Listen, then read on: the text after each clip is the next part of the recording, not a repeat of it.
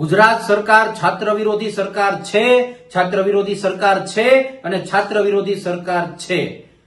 ફરી એક વખત ગુજરાત સરકારે સાબિત કરી દીધું છે કે ગુજરાત સરકાર એ છાત્ર વિરોધી જ સરકાર છે.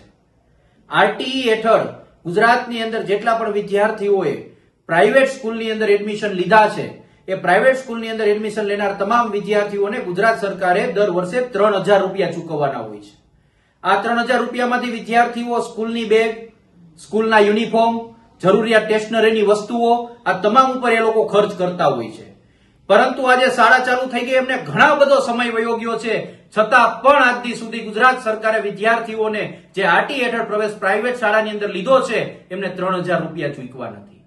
સાહેબ, આપણે કેવા ગુજરાતની અંદર રહીએ છીએ જ્યાં ભારતીય જનતા પાર્ટી અને નરેન્દ્ર મોદીની સભાઓ અને રેલીઓમાં લાખો કરોડો રૂપિયાનો ખર્ચ બેફામ રીતે કરવામાં આવે છે, જે જગ્યાએ સરકારી તંત્રનો બેફામ ઉપયોગ કરવામાં આવે છે, જે જગ્યાએ પ્રાઇવેટીકરણના આવેલા રૂપિયાનો બેફામ ઉપયોગ કરવામાં આવે છે, પરંતુ ગુજરાતના વિદ્યાર્થીઓને આપવા માટેની પાસે 3000 રૂપિયા નથી. ખૂબ દુઃખ સાથે કહેવું પડે છે કે આવી સરકાર ચતું કરે છે કે એમની માનસિકતા વિદ્યાર્થી વિરોધી જ છે.